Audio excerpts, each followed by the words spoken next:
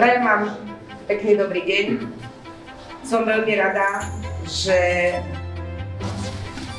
ste prišli na vernisáž fotografickej výstavy, ktorú organizuje Centrum voľného času a ktorú s dovolením rodiny sme si dovolili dať tú cenu Danieli Buranovej.